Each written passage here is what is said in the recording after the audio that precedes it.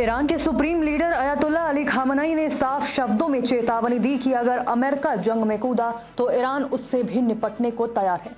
ये बयान उस वक्त आया है जब अमेरिकी राष्ट्रपति डोनाल्ड ट्रंप ने कहा कि अब हालात हद पार कर चुके हैं और अमेरिका युद्ध के लिए तैयार है। वहीं इजरायल ने तो सीधे चेतावनी दे दी है कि ईरान के पास अब सिर्फ 7 दिन है, वरना उसे खत्म कर दिया जाएगा। लेकिन एक्सपर्ट्स मानते हैं कि हो सकता है इजरायल की ये धमकी उसी पर भारी पड़ जाए।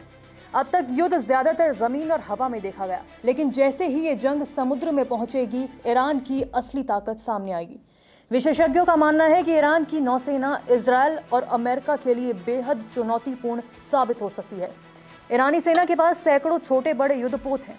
इनके पास ड्रोन कैरियर यूनिट्स भी हैं जो समुद्र में फाइटर जेट जैसे काम करते हैं। ईरान की हैदर 110 कैटामरान बोट 200 किलोमीटर प्रति घंटे की रफ्तार से चलती है और एक साथ 2 क्रूज मिसाइलें दाग सकती है।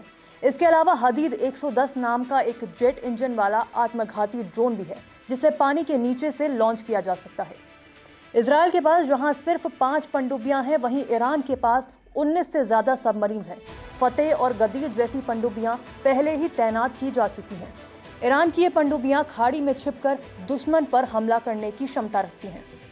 वहीं दुनिया की तेल नस पर भी ईरान की पकड़ है, वो है हॉर्मुज जलडमरू मध्य।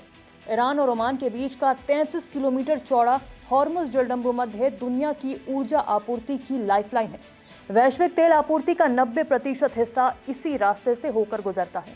ईरान ने साफ कर दिया है कि अगर हालात बिगड़े तो वह इस रास्ते को बंद कर देगा। इसका मतलब होगा वैश्विक तेल संकट और पूरी दुनिया की अर्थव्यवस्था पर जबरदस्त असर पड़ना।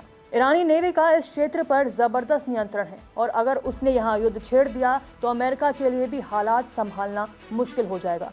हॉर्मुज को खाली कराना इतना आसान नहीं होगा, क्योंकि यहाँ ईरानी पनडुब्बियां, मिसाइल बोट्स और ड्रोन्स पहले से तैनात हैं। आपको बता दें कि ईरान की नौसेना सिर्फ फारस की खाड़ी तक सीमित नहीं, वह कैस्पियन सागर, ओमान की खाड़ी, अरब सागर और हिंद महासागर तक सक्रिय है। सैन्य जानकार मानते हैं कि ईरान की नेवी दुनिया की सबसे प्रोफेशनल और रणनीतिक रूप से सक्षम नेवियों में से एक है।